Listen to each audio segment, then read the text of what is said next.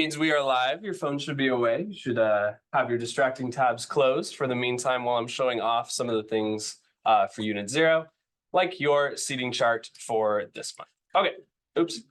So we go into our thread for the week. Let me save that real fast.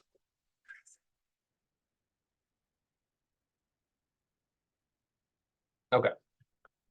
Thread for the week. Where is it? Sorry.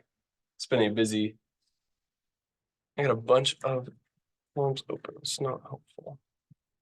I'm a little rusty. The weekend was not long enough, if I'm going to be completely honest. So we're going to take it pretty chill today. Okay, so here we are in your graphic design canvas. This should be yours. If you go to the announcements, you'll notice you'll have a new thread for the week, which has all the stuff that we're going to go over today, which I mostly just want to walk you through Unit 0. So Unit 0 is going to be kind of some of the more basics, getting used to some of the file names and making sure you guys are on board with the expectations for the course, as well as a chance to explore some opportunities for graphic design in the future, in your career future, I mean, as well as take a little quiz to make sure you're all good. You get 3 attempts and there's no time limit on this, guy, so don't stress about it. I will go over all of it in this link right here, Unit 0. So Unit 0 is all about computer habits and the routines. This is some basics that we're trying to kind of get into the habit of, the routine of, so that we are doing them without thinking about it. But it's also a way to understand how I like to structure my canvas a little bit better, so you know how to access the things that I'm talking about, and just breaking down the way that I've organized things. Since they make sense to me, I want to make sure that they make sense to you as well. All right, so start off with this first one, routines. You guys are really good about coming to class on time. Almost everybody's here. This is perfect. Thank you very much for that. I know how hard it is in the morning sometimes, especially with traffic. So I do really appreciate when you guys are here on time and ready to go. And you should be prepared to use this time listening, either listening to me or working on your projects. And you always want to start by checking that OneDrive sync. Hi, good morning. We're in the Zoom room. Your seat is right next to Andrew right there. So there's Yenna in yellow, there's a space, and then you're on Andrew's right. Okay, so always start by checking that OneDrive sync before you do anything, because we don't want to lose our work. There's some PC stuff that needs to happen shortly from the tech team, and I don't want you guys to lose any of the progress that you're going to start tomorrow. All right, so understanding Canvas. If you go to modules, there's a new one for the week. I like to start each unit because it's going to be contained in these weekly boxes. Each unit is going to have a page that goes over all the things underneath it, and they're nested in a staircase order. So you're going to do the Unit 1 quiz, or the Unit 0 quiz, I mean, before you do this discussion board, because it is higher on the staircase than the other one. You'll also notice this part 0.1, and then the name of some assignments, and then there's 0.2. It makes sense. It kind of makes sense looking at it. You can kind of guess what it means. But the breakdown of that is each assignment name will have these 4 pieces as a part of it. It'll have the grading category. It'll have the unit that it's related to, the step or the order of things that you need to do in that unit. So if you've missed class, you want to go in this order counting up. And then the project name, which will make more sense when we get down to this next part. So if we break down part 0.1 and then the Unit 0 quiz, part is the participation group for 10% of your grade. That's always going to be first in here. 0 is going to be the unit. And then 0.1, because it's the first step in that unit, is contained in this little bit of information right here. And then finally, the Unit 0 quiz is the name for the actual assignment. And that's going to be what's going to be important for your projects moving forward. Does this make sense? It's pretty upfront. Yeah. But if you're ever curious, this is how it's broken down. And as we do more practice, it will make more sense. Okay, so I talked briefly last week about the file naming scheme and how different designers, different folks are going to have different ways that they name their files, which is fine. And I'm glad that those work for you. But for the sake of this class, there is a required file naming scheme, which is your first initial, followed by your last name, and then the number of the period you're in, an underscore or a hyphen, no spaces, the computers don't like spaces, then the project name and the version number of that project. Okay, this looks like a lot of information when it's all spelled out like this, but it's basically going to look like this. So my first name is Ben, we got B. My last name is Blakeney. You can capitalize the spaces if you want. I like to do all lowercase because I just prefer the way that looks. But you can do whatever you need. As long as you have the required information, you can put it in whatever case you want. I have an 8th period, just as an example, so that it makes sense for all my classes. And then the project name, which would be first project, version number 1.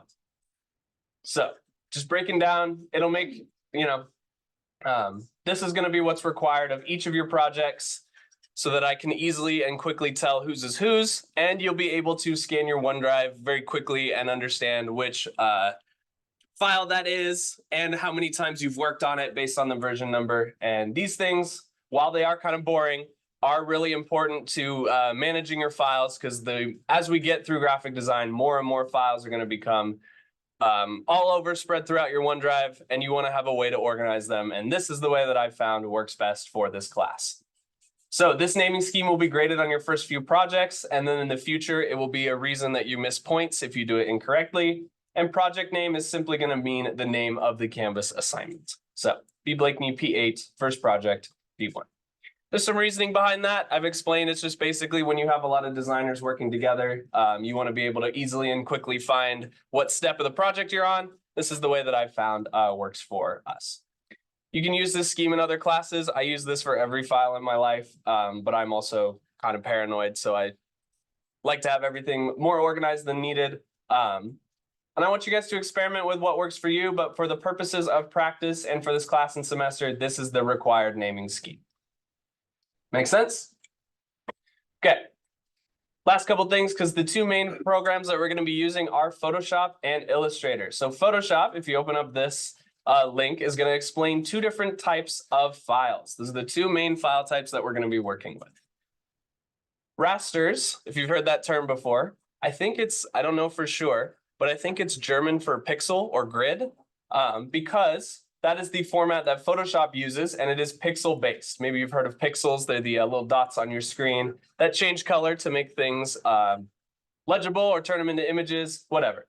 When we edit rasters, it means we're literally changing the recipe of the pixels. We're directly telling the computer what color each pixel is, so that your computer reads it in order to display these images.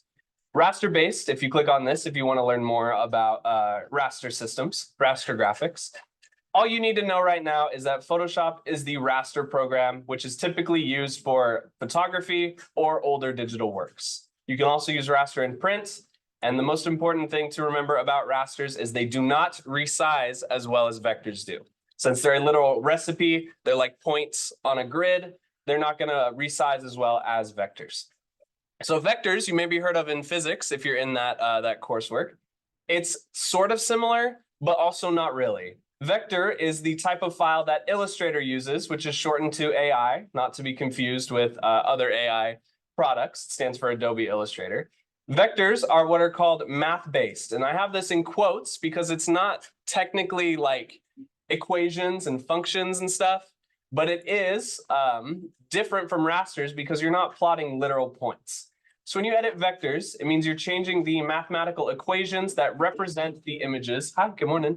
That you are creating. Hold on, your seats is right here between Valerie and, Andrew and Valerie. You're right between them. Okay, on the other side of Andrew. Andrew and Valerie, raise your hands. You're in between them. Okay, thank you.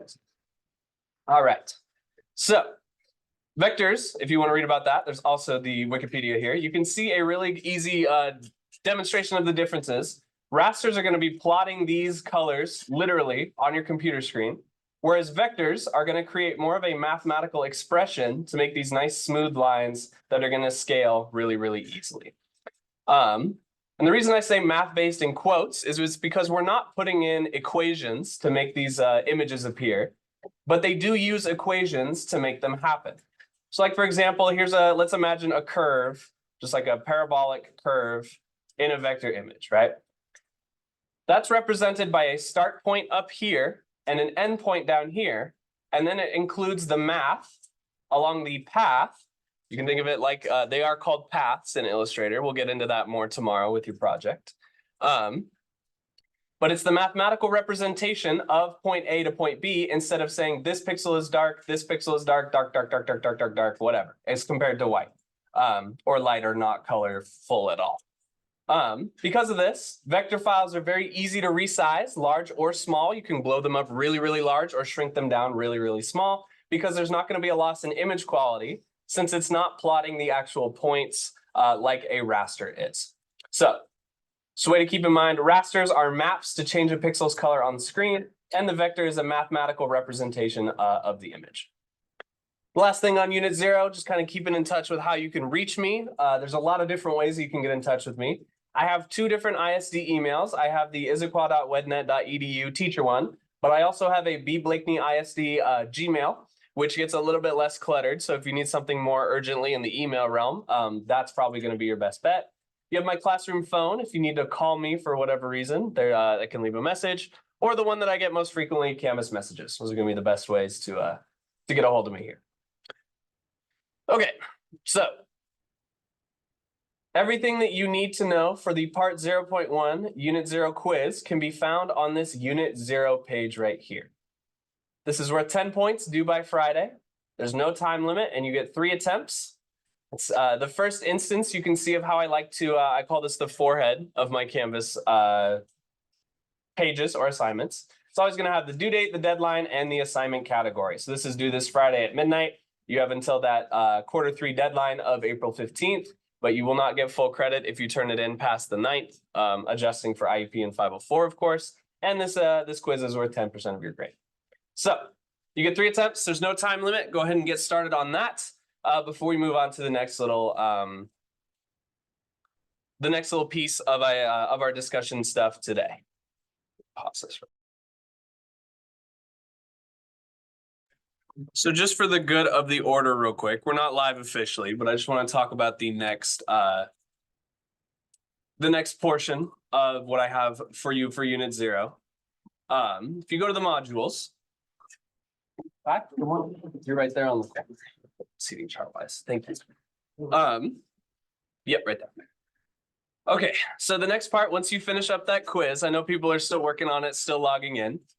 If you go to this part 0.2, participation 0.2, skills and jobs for graphic design, there are a couple links on here. You can read 1 or all 3 of these that focus on graphic design skills, specifically in the workforce or outside of the high school career. And after you read those, you have 2 questions to answer in the discussion board. So which skills from the article you chose would be most important for your possible future career? They don't have to be graphic design, but if you want to go into something that you know you're going to be making, like Word documents, slideshows, if you're making reports, you are going to be using some graphic design knowledge in those courses, even if you're not directly designing graphics. And then it's asking which job you would pick and why. Keep in mind, salaries listed are extremely broad, so it's not going to be the most accurate, and they're going to be dependent on what level of the company you're at. So I don't want you guys to base your answers on salaries alone. And then once you finish those 2 questions, respond to at least 1 classmate. You get a point for the question answered, 1 point for responding, and 1 point for replying to at least 1 classmate. So 1 point per question, replying at all, and responding. 4 points possible. That's the next thing you got to do today. And once you finish up those 2 things, I will show you some examples of previous student work. Okay, sick. Good.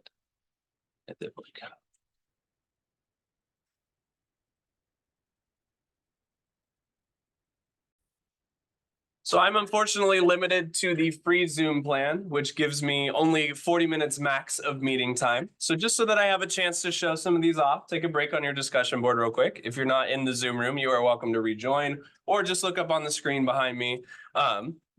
But that is your seating chart. That's not what I meant to show off. I have a couple of examples here from the previous classes on the project that you guys are going to do next. This is an Illustrator-based project. So let me close this and full screen this, where you guys are going to be experimenting with some lines, some logos, and creating this cool retro design that has this fun effect of the layering and stuff like that. So a lot of people went a lot of different directions. This one is from a tutorial, so you have a chance to kind of experiment with some of the font options, some of the amount of stars, amount of mountains, how you want to shade them, right? There's lots of room to make your own choices on this. And this will get used to using Adobe Illustrator. I'll show you how to do all this so we can avoid exports like this with a lot of extra space. But the skills that we're going to be covering are something called vectorizing, thinking about that term vector that we just kind of went over, a little bit of logo design, and a little bit of creating a pattern and a brush. All three of these skills are something that I used a ton in my my brief freelance graphic design career. It's just building lots of pieces that you can use in the future. And you get the choice of what you want to vectorize. This is from a YouTube tutorial, so you don't have to follow it directly. You can go your own way if you'd like to. But if you would rather just follow the tutorial as well, you can do that. That's why a lot of them look the same. And you can see people chose, we're going to avoid, I'll show you how to avoid exports like this as well. But you can see people chose a lot of different things to vectorize on their line number 1. So you have a lot of options with how you want to approach this project. And I'll show you how to do all this during your guys' block day, which tomorrow, I think is tomorrow. So this is the first project we're going to be officially doing. I think that's all of 7th period. So yeah, you have that to look forward to. You want to start thinking about what you want to vectorize, what you want to turn into a line like this. And then these other two will just be extra practice, getting introduced to Adobe Illustrator. So what you have to do today is both of these participation things for Unit 0, the quiz and the discussion board. Once you've done those two things, you are good. You got everything I have planned. You can start thinking about what you want to vectorize. And that's what we are doing tomorrow, is working on this first line assignment. Does anybody have any questions so far? No? All right, cool. I'm gonna wrap up the Zoom room now.